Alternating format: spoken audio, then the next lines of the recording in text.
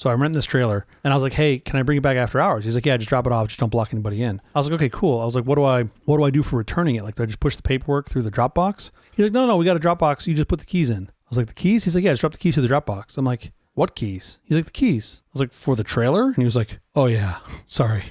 So he kind of laughed at himself. He's like, I do trucks all day, blah, blah, blah. Yeah, sure. As I'm done, I go, hey, do I just bring it back full? And he's like, yeah, just bring it back whatever. Oh, hilarious. You got me. That's what he said. I got the U-Haul guy. All right.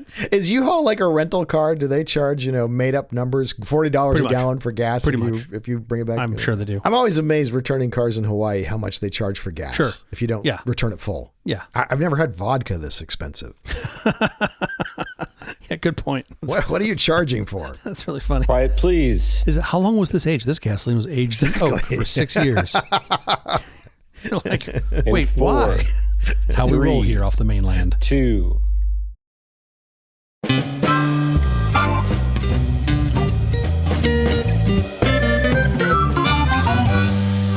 The Awful Company presents a truly terrible podcast. Welcome to Nonsense, episode number 38. I'm Jeff Parker. I'm Stu Little. This is our take on the week's business, tech, and entertainment headlines. This time, we'll look at ransomware in Las Vegas. Then we've got a handful of stories in the national conversation, such as the Google Antitrust trial, reaction to the Apple presentation, Chuck Schumer's private AI summit, and more that we'd wanted to address. The private AI summit doesn't sound like as much fun as you would say, we're having a private skiing summit in Jackson Hole. That would be way more fun. It's Earth, Wind, and Fire Day. Do you remember the 21st night of September? How could I not? Love was changing the minds of pretenders. Is that a lyric in the song? While chasing the clouds away. It's hard for me to be in this place with your voice doing this. It's Earth, Wind, Fire, and Dirt. If they had you in there, I think you'd be the dirt. You'd be dirt. It's also Telegraph Pole Appreciation Day. All right, you're in the United Kingdom. You're making these up now. I wish I were. There's no such thing as Telegraph Pole Appreciation Day. A telegraph pole is the British way of referring to a utility pole. Utility pole is a column or post which is usually made out of wood to support overhead power lines and a variety of other public utilities such as electric cables, fiber optics, cables, and other equipment, transformers, streetlights. For all of you that live under a rock, a utility pole is the thing that comes out of the ground and holds wires. I want it to go away as fast as possible. I think they're so ugly. Yeah, I could see a world where you have like a nice conduit underground. I could see like a world like in the rural areas where you have a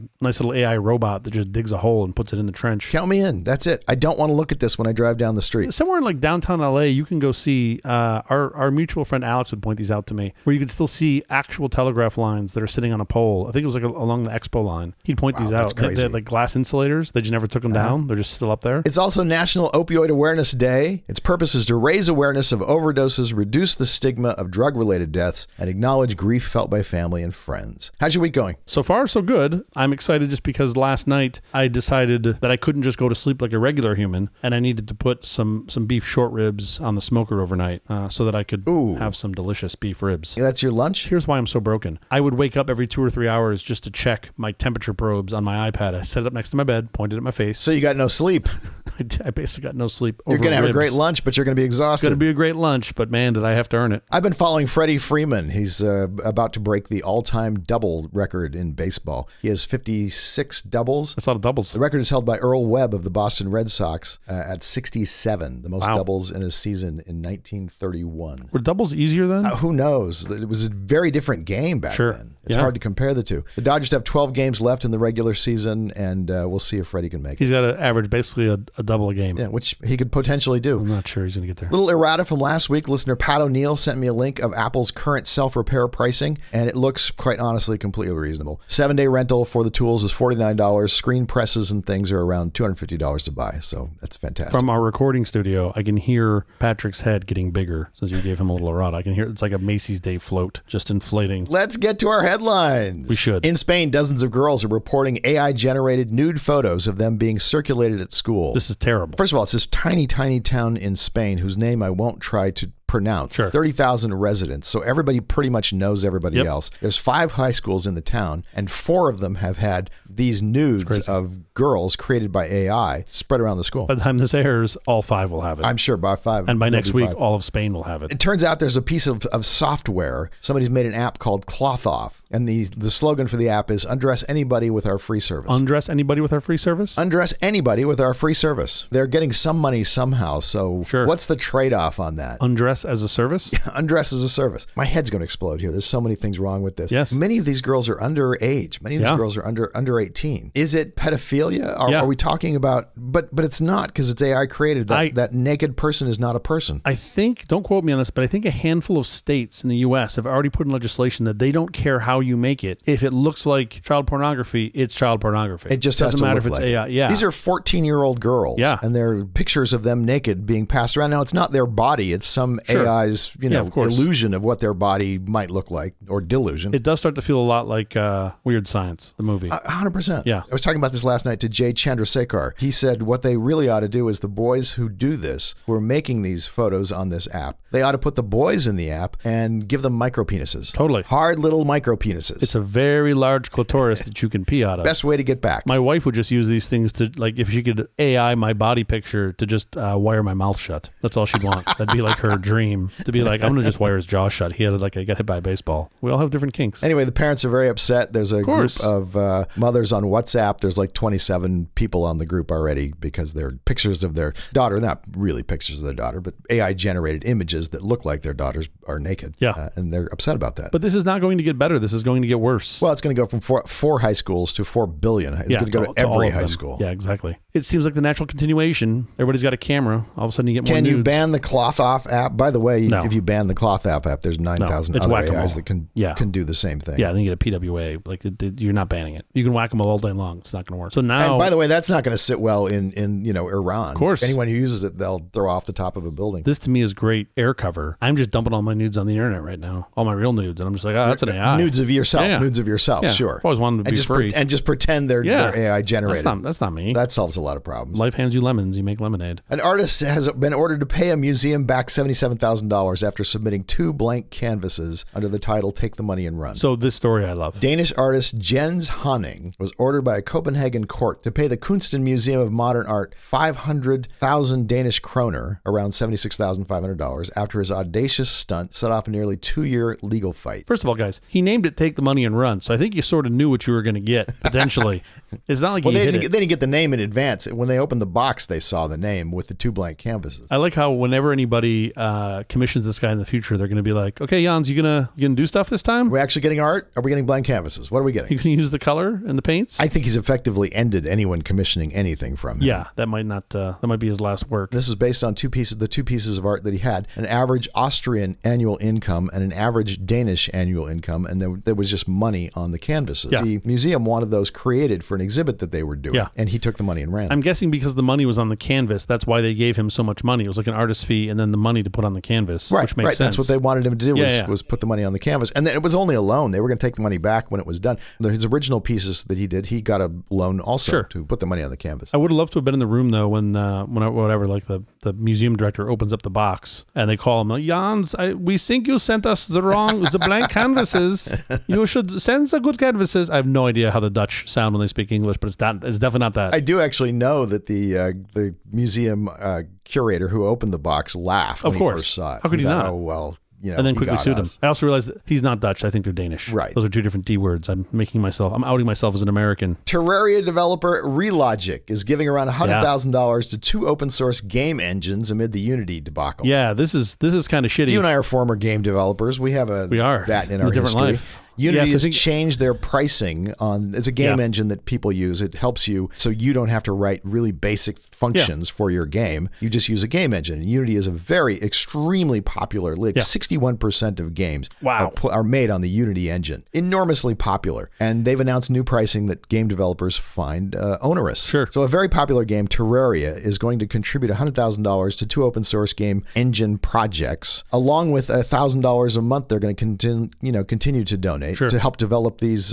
game engines that will be in the public domain for anyone to use. There's 2 of them. Godot and FNA are the 2 that they're donating to. Godot, I think, is fairly far along. It's really usable. That's awesome. I mean, it's great that they're being thoughtful about this and saying, well, instead of paying these new pricing, we're going to just take the money we'd pay anyway and put it to this is a great solution. Yeah. Now, I think where you and I disagree is how far this $100,000 is going to go, because I don't feel like it's going to get them very far, but you suspect that it will. So I'm not saying I'm right, but I'm in the open source world, $100,000 can get you a long, long way. You Yeah. You can have a lot of bug bounties to fix a lot of things that are recurring problems that you just don't want to deal with as a developer. Sure. You put up a bounty and people will fix those bugs. You'll get plenty of people who want to fix the bugs. And then features. You put up money for certain features that you need for your game, and you make sure those features get put in, and it's great. And I say this in jest normally about open source projects being abandoned and then forked into something else. But I actually think you put some money behind it, it helps minimize that from happening, because now it minimizes the forking. We'll see. Unity has backtracked a lot. So I think they're saying, and it takes a long time, I think, to refactor your code to use someone else's game engine. Godot is very similar, but it's still, there's some time. So Unity has a bit of time to backtrack and say, oh, just kidding, we weren't really going to charge them. They haven't done that yet, but they could. Curious to see how this goes down. I mean, there's not a lot of time. They're talking about these new fees going into effect at the start of the year. So you're only talking about 3-4 months. And it's 20 cents per install, and there's all kinds of issues. What if your game is a free game, and what if your organization is a charity? And it's not nothing. I mean, if you just want to go tinker and create a free game, I think you still can. It doesn't matter. They got to fix it, or the community is going to fix it for them. TikTok will fund Black Friday deals to take on Amazon. TikTok Shop, have you heard about this? Yeah. They're subsidizing discounts to try to generate some attention. They would like to be the next Amazon or Alibaba or whatever. Sure. So they have an online marketplace, the TikTok Shop. It's fucking bad enough that when I want to get some instruction on how to replace a battery in one of my kids' toys, I got to go watch a video on YouTube. That drives me fucking crazy. If I got to watch a video to buy a thing, I'm so grateful those videos are there. Oh, I just want text. Just let me read the thing. TikTok Shop is looking to try to do $20 billion worth of products this year worldwide. That's amazing. That is amazing. TikTok has a huge following. I don't know how many of those people will go on to TikTok Shop. I think a lot of them. That's really impressive. I think a lot of them. I just want to go watch a video. I want to buy salad tongs. I don't have to go watch a video of people showing me the salad tongs and some stupid content around this. Just give me the fucking salad tong. Just add it to the cart. You have to watch their video? I presume. Do you have to learn the salad tongs we're dance? Gonna use the salad tong. Yeah, exactly. You got to learn the salad tongs. You got to learn the salad tongs dance. That's how you unlock submit yourself doing the salad tongs dance. If you want the 20% coupon, them. you have to do the salad tongs dance. Ice cream, so good. Yum, yum. Intel is moving its processors to a new foundation, Glass, to try to keep up with the exploding demand for new computing horsepower. Obviously, they're not making as many of the world's chips, so they want to make them really brittle so they'll sell more. It could be that silicate treated glass or whatever that is that is on the front of your phone that's super strong. Yeah. Glass can accommodate 10 times the power and data connections as today's organic substrates, so more data can be pumped in and out of the chip. It doesn't warp as much, critical to ensuring the processors lie flat and connect properly to the outside world, thus enabling 50% larger chip packages. Wow. It transmits power with less waste, meaning chips can run either faster or more efficiently, and it can run at higher temperatures. This I thought was really interesting. When it heats up, it expands at the same rate as the silicon to avoid mechanical failures. I would think if this works, everybody's going to steal this from Intel. Right. It's just glass. Yeah. I mean, if that actually does prove to be effective, I think all the chip manufacturers will do exactly this. Yeah. You're probably right. Intel will detail the glass technology at its innovation event Tuesday in San Jose, California. Okay. Meanwhile, Google is about to take the wraps off of its new Tensor G3 chip based on ARM version 9, fabricated using Samsung's 3nm process. The event is scheduled for October 4th. All these chips, my goodness, how is Moore's Law still alive and well? That dude did a dance with the devil. It's the only possible explanation. Absolutely amazing that we're still doing this. Apple is using 90% of TSMC's capacity for 3nm amazing chips. Basically, which Apple is probably why Google is having to make theirs at Samsung. I mean, there's plenty of capacity around the world for this. But the U.S. Senate wants answers over Starlink's Ukrainian satellite internet denial. The U.S. Senate Armed Services Committee is investigating Elon Musk's decision to not extend Starlink's satellite internet coverage to enable a Ukraine attack on a Russian warship near Crimea. The committee is aggressively probing this issue from every angle, said Chairman Jack Reed in a statement, adding that the incident exposed serious national security liability issues. I feel like normal, Musk's PR team is getting this all wrong. They should just be like, you wanted us to provide America's standard internet to Ukraine, and we did. And Spectrum goes down all the fucking time. And just like, sorry, we will visit your port sometime between 7 a.m. and 7 p.m. on the 22nd of September to fix your internet. Okay, enough with the headlines. Up next, CJ is going to talk about ransomware in Las Vegas. One day I'll come up with a happy bit. That's not an unhappy bit. Taking money from Vegas? Yeah, I think it's Ocean's 11. It's such a romantic notion. It is kind of romantic, except that it's a bunch of hackers stealing money. And meanwhile, Betty from Kansas, who saved up for her vacation for months, and she's just trying to get to the buffet at New York, and she's like, God damn it, hackers. All right, let's do it.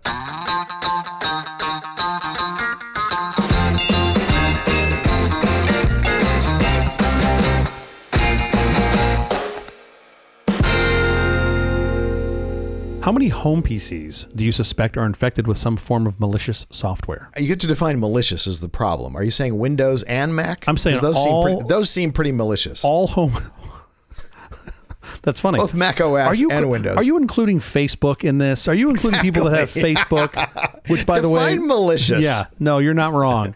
If you just had to put out a wide net for malicious software that generally does evil and not good. Let me make a wild PCs. guess at how many home PCs are there? 600 million, I'm guessing off the top of my head. I have no idea. A good 2/3 of those are infected, or 1/3 of those are infected? It's about a third, right? A third? Is kind of petrifying when you realize there's hundreds of millions of PCs. This is just in the US, right? And about a third of them are infected. So according to the CISA, which is the Cybersecurity and Infrastructure Security Agency, 2/3 of Americans who went online received at least one online scam offer, and nearly half of American adults have had their personal information exposed by cyber criminals.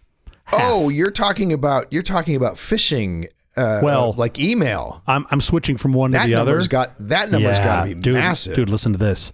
There have been approximately 3.4 billion spam emails sent every day. Oh, I probably get myself just alone. I probably get a billion. About a billion. Yeah, I got to get a billion. Yeah. Now check this out.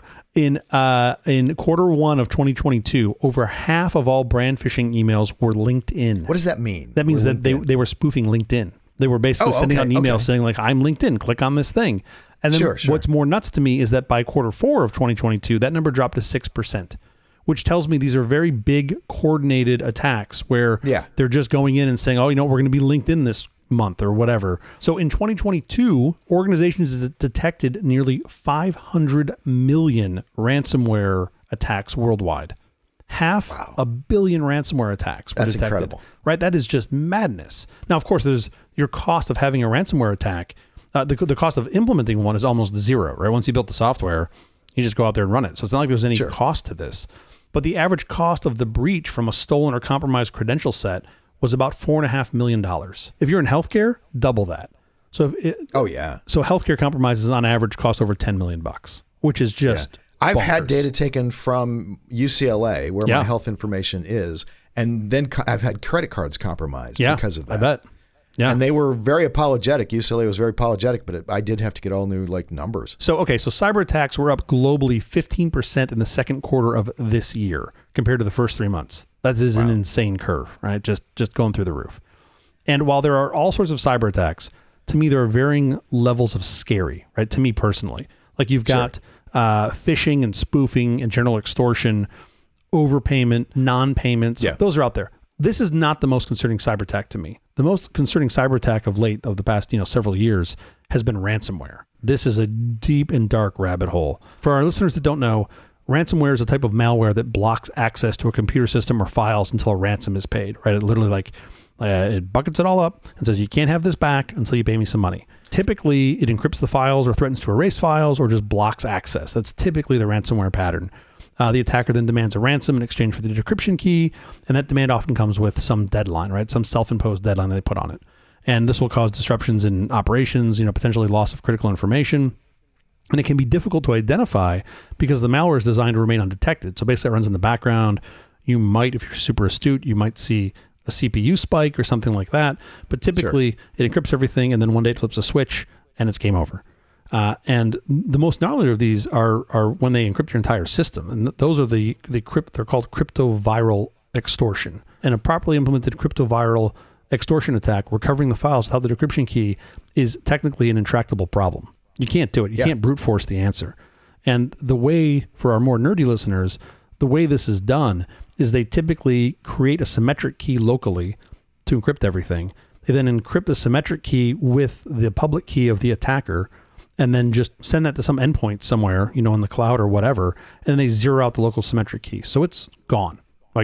There is no amount of introspection that's going to get it back for you on that machine. Sure. There have been plenty of high-profile ransomware attacks in the past, and you had just mentioned one, right? The UK National Health Service in 2017. That was almost like $100 million they estimate was sort of lost in that. Well, it's unclear if they paid it. I do not believe they paid on that one. That was fallout from WannaCry. Fortunately, it believes that there's a report that said there were no deaths directly related to that attack, but that is literally the shit you think about. Sure. In general, as an aside, WannaCry caused an estimated loss of $4 billion globally. Wow. and it used that Eternal Blue exploit in Windows PCs, and that was like 2017 time.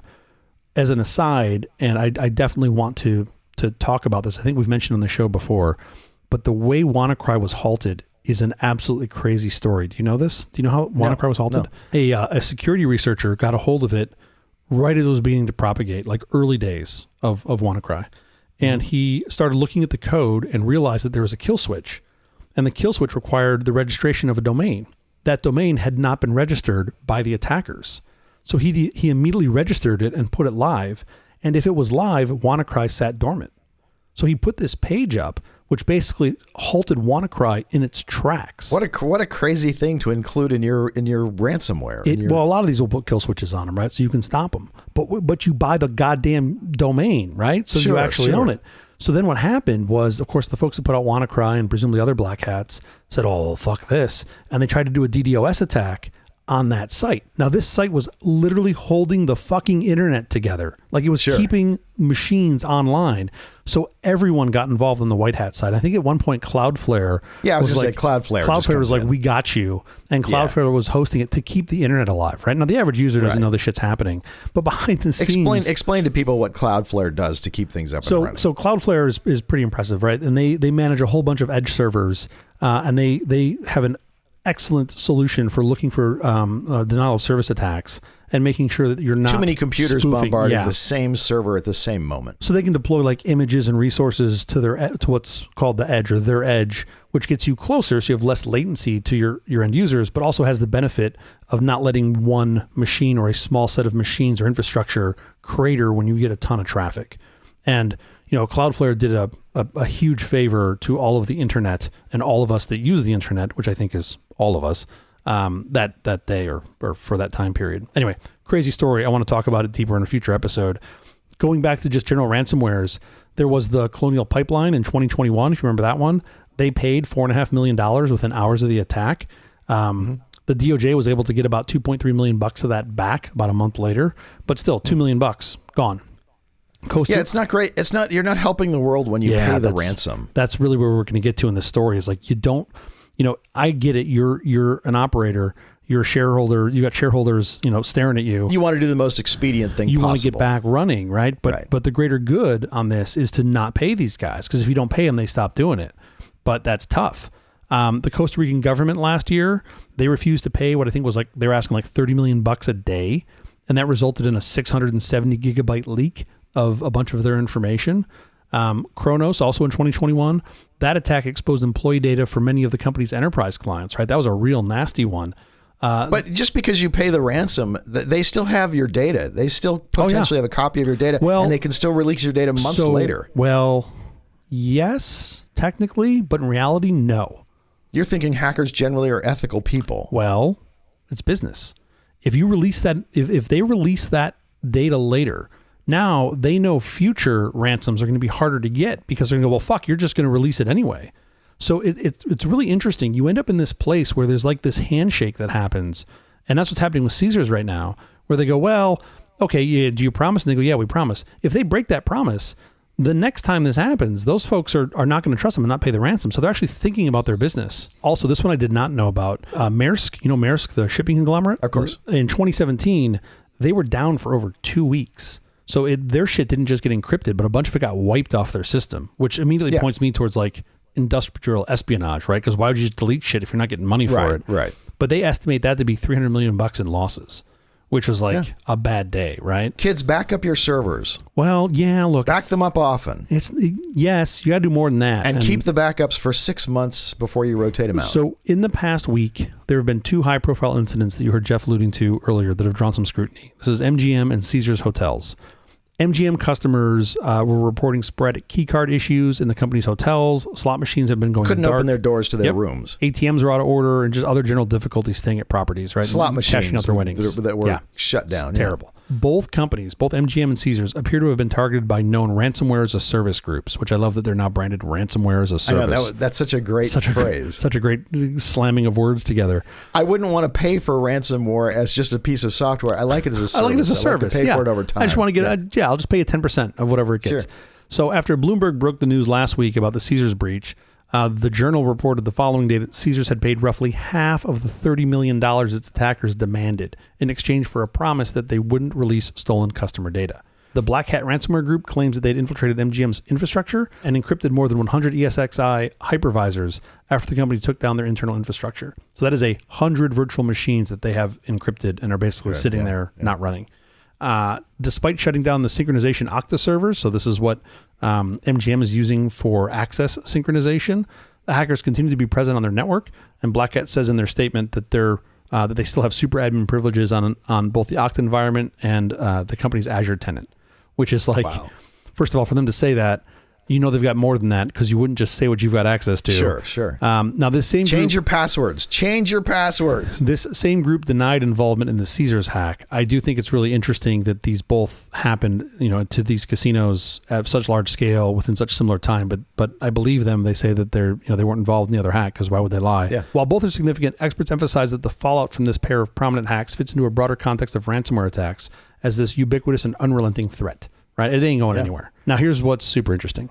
The preferred tactic for both of these ransom gangs is to use social engineering to gain access to the company's IT systems. That's how they get in. Black Hat bragged that it took them 10 minutes to infiltrate MGM systems after identifying an MGM tech employee on LinkedIn and then calling the company support desk, right? So they went on LinkedIn, they put in MGM, they found some poor slob that was like, whatever. Hi, this is Bob McJohnson. I've forgotten my password to get in for the super admin. Can you give it to me? Yeah. Can you just hand that over to me? You just look that up? And they did? I mean, that's just crazy. So Scattered Spider, the guys that we believe are behind the Caesars ransomware attack, they gained entry to Caesars systems by deceiving an employee at a third-party vendor. Those ones are even more scary to me, right? Like because now you're outside of your security perimeter, sort of. Right. So it's why you need layers of security. But this is the thing that, I've certainly been across for 25 plus years. These companies are spending sometimes hundreds of millions of dollars on preventative care, detection care, protection care, endpoint detection, all this shit. But at the end of the day, the simplest unsophisticated way is how threat actors are getting in is just click on this and type in your credentials, right? It's like, it's just these random attacks. And this practice is as old as time. Never click on any email and enter your credentials. Oh, for sure. Just never click on any email. Just start with that. Unless you specifically are going to a web page yourself. Sure. Don't enter your credentials. But I got to say, some of these are really good. Like I get some phishing emails that I look at and I'm like, they've sort of disguised the URL. And to a layperson that doesn't understand, the intricacies of the internet. How URLs work. And right? Because it'll be like facebook.mail.something.co. And you're like, okay, they made some attempt at trying to hide this, and seeing if it works. So this practice of social engineering, I just wanted to highlight this, is as old as time. And as long as there has been coveted information, there have been people seeking to exploit it. The term, do you know when the term was first used? Do you know how old this is? No. When was that first used? I assumed it was like, the 60s, like the technology infrastructure. Oh, I didn't even think it was that old. Well, we're both going to have to eat our shoe. The term was first used by Dutch industrialist J.C. van Marken in 1894. Oh, wow. Isn't that nuts? He suggested that specialists were needed to attend to human challenges in addition to technical ones. And then, and this is even more crazy, in 1911, Edward Earp wrote that social engineer is a way to encourage people to handle social relations similarly to how they approach machineries. He said machineries because it was 1911. Yeah, sure, of course. So this is over 100 years old, right? And as a quick aside that I think most of our listeners will appreciate, you see a lot of names that get thrown around when it comes to social engineering, right? You got like at the beginning, the first sort of reference I could come up with was Ulysses, right? When he engineered a large wooden horse. And like that was effectively social engineering when they're like... Was it? Yes, it was. But was it called social engineering? I don't remember anyone using that term. It was called the fucking Trojan horse 80s. Is what they called it, right? Yeah, right. So you've got Frank Abagnale, who inspired Catch Me If You Can. You've got, and you're going to love this one because I had to put this in there for you, George Parker. You know what he was known for? What? Selling the Brooklyn Bridge. Right, he was the guy like that expression. Fantastic. That expression. I got a bridge to sell you. Literally was his. And did he ever sell it? Did he ever actually manage to move it? Multiple times. He sold the Brooklyn Bridge and Madison Square Gardens. Apparently. Why would someone even want to buy the Brooklyn Bridge? I mean, apparently, like you make money off the tolls. I think was his scam. I don't know. We have to do a segment on this though. I just love that it was George Parker is where the history I don't know George. He's not a relative, or at least if he is, my family doesn't talk about him. Exactly. Oh, Uncle George. No, I don't talk about Uncle George. But hey, if you've got a bridge to sell me, I'm interested. And then, of course, more recently, you've got guys like, Charles Ponzi and Bernie Madoff that just offered unbelievable returns in record time. But when it comes to tech, there aren't many names that you hear passed around. There's really kind of commonly two. One is Stanley Mark Rifkin. In 1978, he memorized the codes of like Security Pacific Bank, their transfer codes, and then wired $10.5 million to a private account in Switzerland in 1978 dollars, right? Sure. And there's another crazy, like the story on that. 1978 was sort of pre-security. Totally. Well, he was like in the vault and he just memorized the codes, sent $10 million to Switzerland, and then converted it to like Soviet diamonds, I think.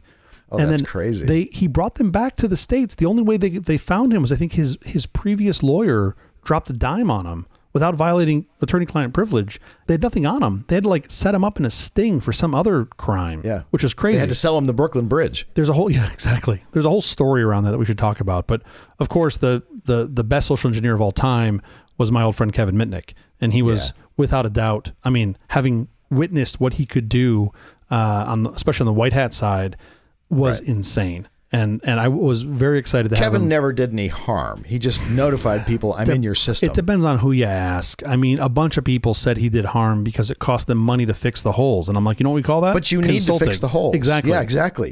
He should send you a bill. In the worst, he took some source code and planted it in other systems just to store and hold. But really nothing like what we're seeing today.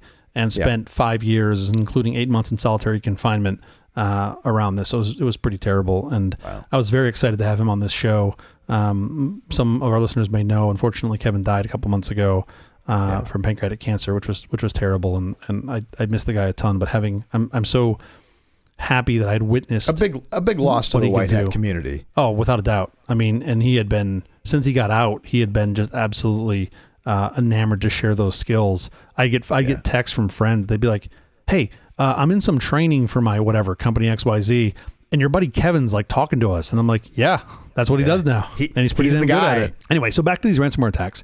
In stark contrast to the MGM attack, Caesar's reported that its customer-facing operations, including, quote, our physical properties and our online and mobile gaming applications, were not disrupted. However, according to their filing, they determined a week ago that hackers had acquired a copy of their Caesar's Rewards loyalty program database, which only includes driver's license numbers, social security numbers for a significant number of members in their databases. And Caesar says there's no evidence to date that any member passwords or bank account information or payment card information was stolen. Oh, good. So they didn't get your bank account. They just got your driver's license and your SSN, right? And like, by the way, if I were a customer of Caesar's, I would immediately go and change all of my banking. If I used a credit card at Caesar's, I would take that and immediately get new digits for it. You're right, but you'd be doing that every 3 months. Like, this is constantly happening. In the end, Caesar's decided it was better to pay up. And they said, and I love this, quote, we have taken steps to ensure that the stolen data is deleted by the unauthorized actor, although we cannot guarantee this result. Of course you can't guarantee it. The SEC, right? Well, as I mentioned earlier, it's highly unlikely that Scattered Spider would break its word and release this data because they want to keep their reputation, right? Otherwise, people aren't going to pay them. As of our record time on this, MGM has opted to not pay the ransom, and they appear instead to be fighting the good fight. And I applaud this, and I wish that entire team the best of success. I am glad I'm not in that room because they have had a conference bridge open for probably a week and a half, and it has been a lot of hard hours. Now, this isn't new, and it ain't going away. And that's sort of what I was hoping to get out of this segment, is to let people know, like, this is a thing, especially with casinos, because they've long been a target for attackers because they make a lot of money, they hold a lot of valuable customer data, and they historically have not been very well secured, which is bonkers to me, but we'll just set that aside. It also doesn't help when you make a bunch of movies about knocking off casinos, right? I feel like every 5 years. Ocean's 11. You think everything is super secure like Ocean's 11. Oceans 1 through 15. How many of those did they make? They're still making them, I think, right? And even in like 2019, MGM had a breach where they had something like 10.6 million hotel customers data stolen. Like, it was a lot. Yeah. And there aren't really good repercussions for this. They're just like, oh, your data stolen. Like, all right, maybe they get a fine for a couple million bucks. Getting your customer data stolen, I don't think is nearly as motivating as getting all of your data locked up. Sure. Of course. Well, look, the GDPR is trying to change that. The GDPR fines are insane. Like, they're written in law is some cap that is like a percentage of top line for the year. It's like Yes, 4%. they mean business. Which is great. They're just like, look, Yeah. if we want to swing a hammer, we'll fucking swing a hammer. Don't do this. And, Yeah. and guess what? For the most part, people take GDPR pretty seriously because of that. Because you have to. So the same gang, Black Cat, has targeted healthcare organizations and other critical institutions that hold sensitive data. They've even been known to release samples of stolen data, like intimate and graphic medical photos, in an attempt to pressure targets into paying their ransom. So they know how to strike a nerve. And in general, I know it's easy to prescribe and much, much harder to follow, but I believe you need to resist paying these ransoms, right? Like you're just perpetuating the problem. Instead, force budget for your proactive defense. That's a hard thing to do. But if you do the math on the cost for the necessary security and redundancy and compare that to what your downtime would cost, just multiply that by the odds of it happening. And I'm pretty sure there's a gap in those numbers. And you go, well, look, if there's a 5% chance of this happening and our outage is going to be $30 million, I'm asking for a couple $1 million to fix it. You fucking fix it, right? I mean, I think it's a compelling argument to your board, and I would hope that they would be responding to it. Otherwise, at least now you've got some CYA. Like, hey, remember that thing I pitched you? You told me we couldn't do? Yeah, right. Yeah, now we're fucked. So don't go yelling at me. But as Jeff mentioned earlier, you want to keep healthy backups and redundant systems. You want to maintain best practice security, so two-factor everywhere. Provide your employees and staff with not only technical training, but the softer skill training to help prevent these social engineering attacks, because that is a real thing.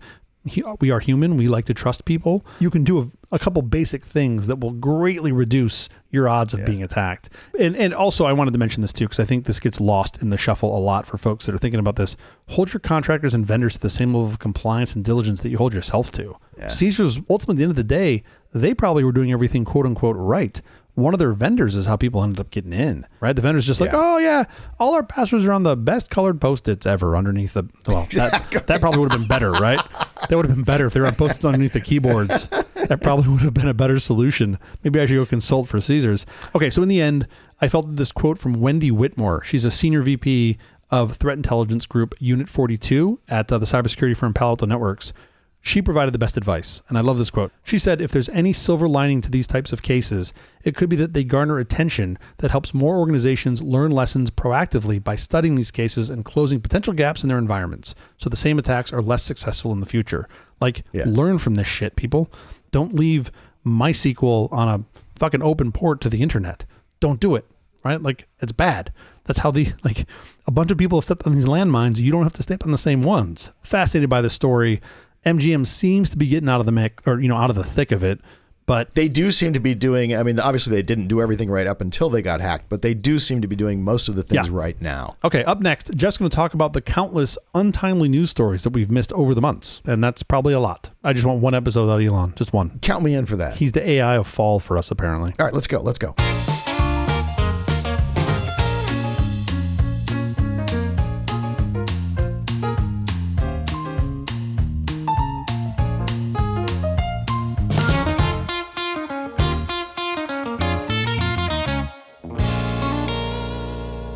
So I've observed in doing nonsense with you over these last few weeks that we do have a certain type of story that falls through the cracks. And that is, we do headlines and we cover things that are breaking news and things like that. But there are certain things that just aren't breaking news that are just kind of happening in the background. Yep. And so I think it's useful probably for us to look at, from time to time, some of those things that are just happening in the technology business and entertainment world. Like whenever there's like a Linux update, we can talk about that. We should talk about every weekly Linux update. Yes, I think that would be fantastic. Do an audio version of apt-get update. Do you ever read the release when Linux updates? I do sometimes. They're all the same. Yeah. It was an uneventful week. Yep. Everything went as planned. Here's the latest update. Nothing will break. Anyway, there are a bunch of stories that I thought we would discuss, and I wanted to start with Apple's presentation. Now, I don't really want to discuss Apple's presentation per se, but I want to discuss the vast media reaction to Apple's presentation. And for context, this is the presentation from last week, right? Yeah. But the press had a very distinctive reaction to it. What did you see the press? How did you see the press react to this? I mean, well, first of all, I haven't paid attention to a lot of the press and whatever the content creator version of press is, but it seems like... Well, YouTube, Marquez Brownlee, if you listen to Pivot. Sure. I mean, all those, everybody had something to say about it. They all seemed to think that the environmental bit that they did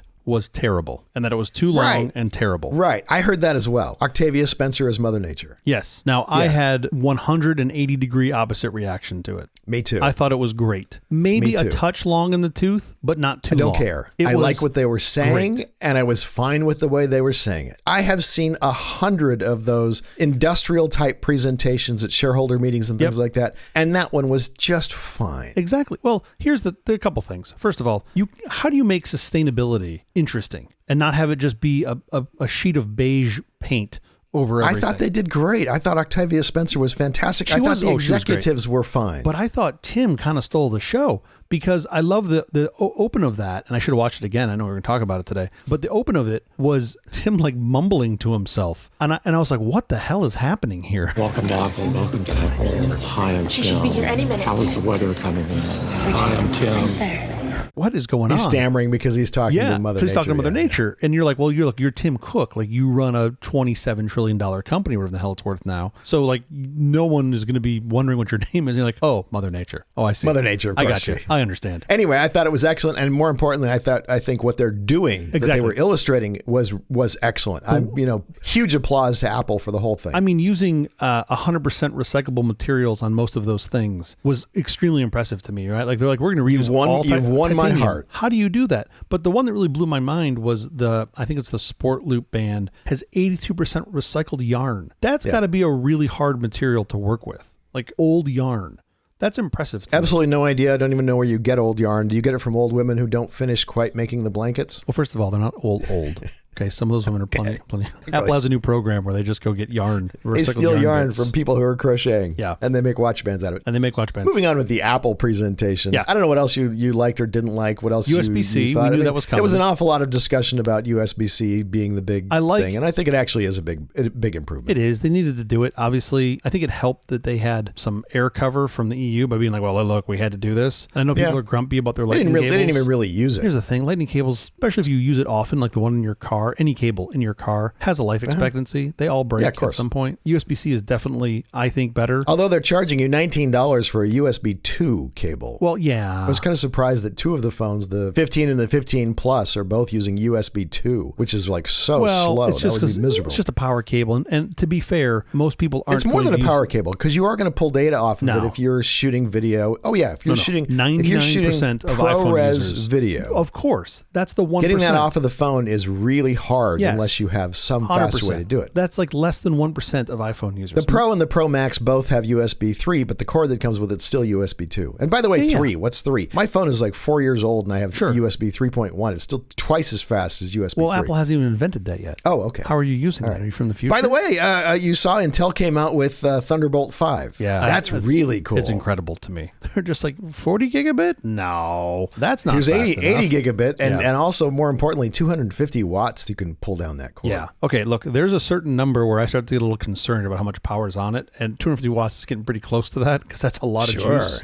Anyway, very cool that they did that. Yeah, super cool. Getting back to Apple, I also love that I think the action button is great. My phone I'm on an Android phone. I have a slider that lets me go from ring to vibrate to silent. Okay. This is basically what that button was. Used to be on the Apple. It would go from silent to ring, and now they've made it so you can assign anything you want to that button. Yeah. A bunch of things you can assign to it, which I think is great. Yeah, I've got a hard time putting that in the innovation category, but okay. Okay, but if you're a reporter and you're getting quotes from people and you need to be able to get your recorder really, really fast, having that action button is really nice. Totally. I don't disagree. How am I the one defending Apple in this conversation? I know, this is so backwards. It's backwards day. It's just not innovation. Like, they should have just said, look, we should have done this on the iPhone 6. We forgot. We should have done it on the iPhone 1. Sure, He never submitted his update. We're just getting around to it. That's how I feel about the action button. I think it's great. And I think people are going to really like it. I do like the watch, the double click with your finger, your index finger and your thumb to answer Although a call that's and do stuff. I don't know if you ever look in the accessibility thing. That double tap thing has been in the accessibility features for forever. Hasn't? They just moved it out for everybody else to use it. It's literally been in accessibility. Did they just promote a feature like up two screens? Really? He did. Are you sure Yeah, about this? 100%. Well, it's better than the Android wrist flick thing that makes you look like you had Tourette's when you're walking down the street. It looks like you got a bug on your arm. Totally. I mean, I do it all the time because it actually is very useful. But I flick my arm and it looks like what you get something land on your arm. What happened there? Yeah, but at your age, you could throw out your It's a elbow. little weird. That's not good. I could definitely throw out You my got tennis elbow? No, Android watch elbow. It's terrible. I got an Android watch. Yeah. They also put a Threads radio in it, which I think is really cool if you use Matter-enabled devices. Sure. Threads is the radio that it uses to communicate. I think that's really forward-looking. Everybody was talking about the titanium frame, what a fingerprint magnet it is. I don't know if you saw all the photos. Don't care. It goes in a case. Never see it again. Even if you do, I mean, that the previous stainless steel case or whatever it was made of, the rail that was going around, it would collect fingerprints just as much. I mean, it's metal. It will collect fingerprints. I agree, though. I mean, that's always the thing that always surprises me when people are so excited about the colors. It's like, yeah, okay, mine goes in a case. I never see the color. Yeah. Chuck Schumer had a private AI summit with 60 senators and a bunch of titans of the tech world, and it got a lot of controversy. Did you pay any attention to this? A little bit. I mean, it feels like let's bring the nerds into the old folks' home to explain to them how the interweb works. That's what it feels like to me. For sure. Sam Altman, Bill Gates, Jensen Huang of NVIDIA, Elon Musk, Satya Nadella, Sundar Pichai, Eric Schmidt, Randy Weingarten, who runs the American Federation of Teachers, Mark Zuckerberg, among others. It was a big group of people for show and tell. I believe there is really good benefit in putting some guardrails and making some agreements up front that we can sort of try to stay on some rails. I don't think this is the group to do it. I have some news for you. Yes. Breaking news. The open source version of this, we're just going to take the guardrails down. Sure, but I think from a commercialization that's really, perspective, you're going to have to figure out other ways to protect people from launching the nuclear weapons. Yeah. Which we have. Sure. It's not like that's an open door. You can just walk in and hit the button. I mean, it is somewhat analogous to, what was it, the 90s when they were doing cloning. Let's just agree we're not going to do these things, at least not in the US. And I feel like putting like that sort of sentiment around it makes sense to me, just so that we're all sort of on the same page. I just don't think this is the right group to do it. You saw Meredith Whittaker, the president of Signal's quote about that. This is the room you pull together when your staffers want pictures with tech industry AI celebrities. Yes. It's not the room you'd assemble when you want to better understand what AI is and how and for whom it functions and what to do about it. She's not wrong. Do you think Zuck actually showed up or just sent his metaverse avatar? I think this meeting may go down in history as being very important for the future of civilization. Wow. Just wow. I was concerned he was not thinking highly enough of himself. I'm surprised he didn't force feed it to me at the top of my For You list on X. Walter Isaacson's new biography of Elon Musk came out. I don't know if you have had a chance to look at that. Walter Isaacson's been doing basically every podcast and show that we'll have him on. So Sure.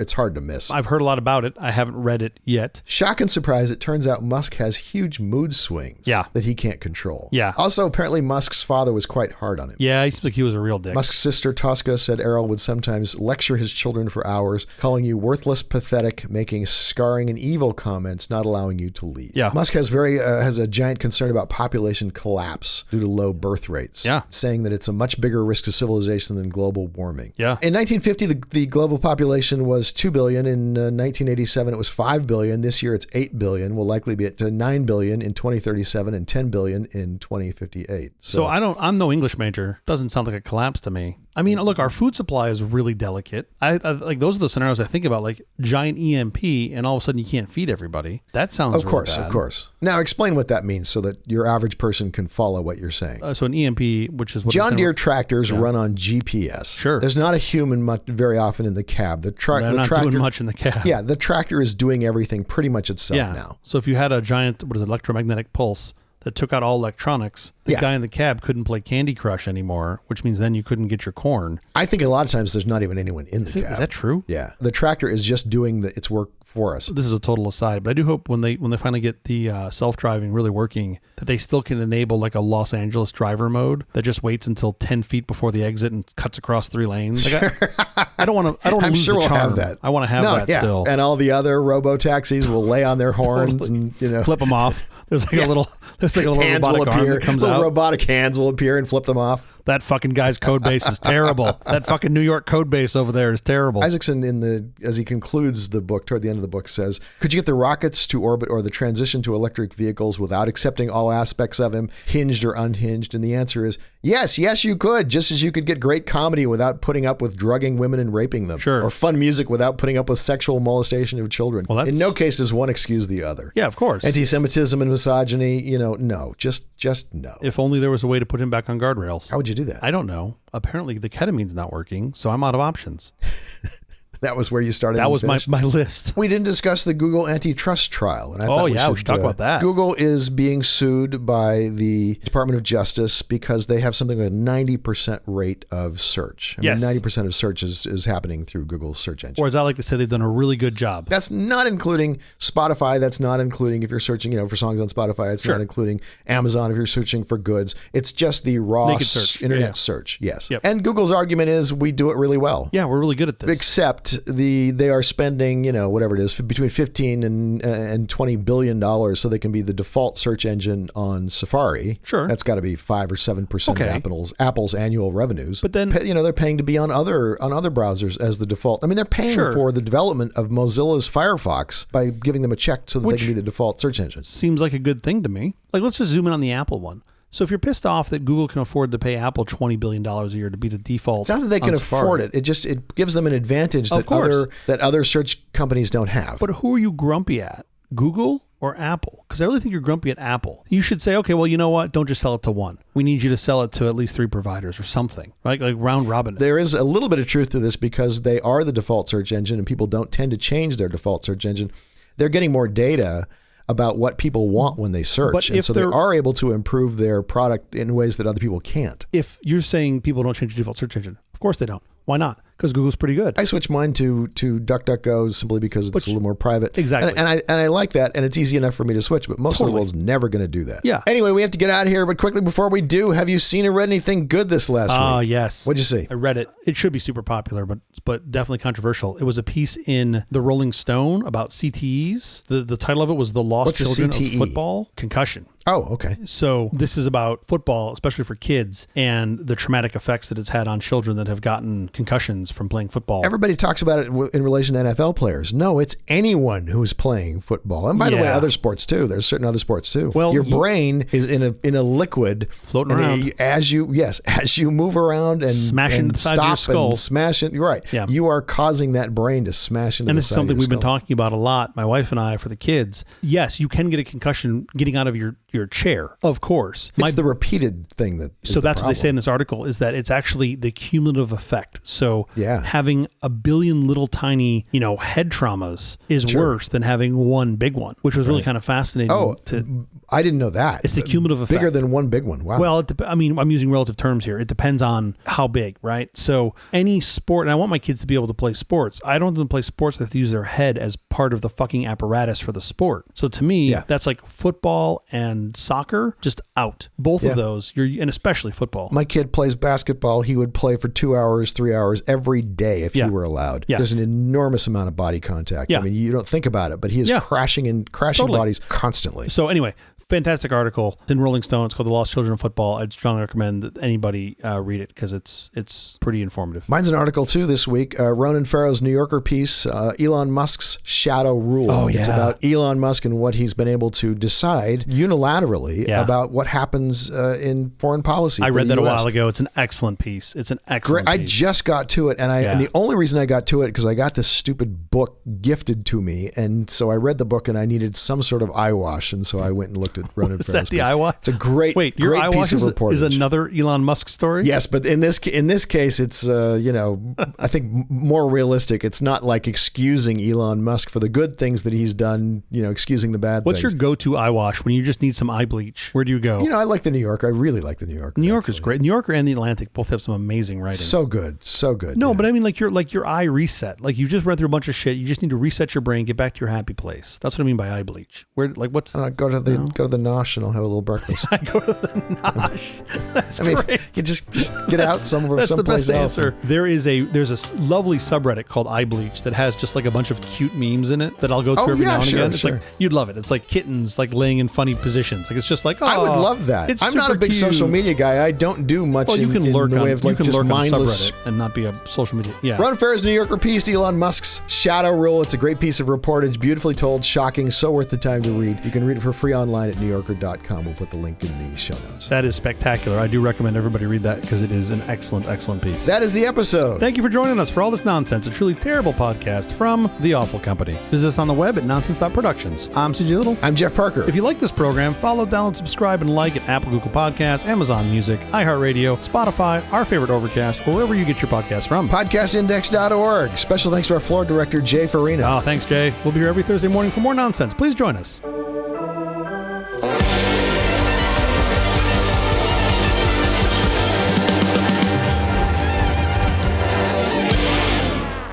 You know who makes really good electric cars? If you're going to say Tesla, I'm going to punch you in the throat. I'm going to say something even stranger. Ford. Nearly everyone. Oh, yeah. No, good answer.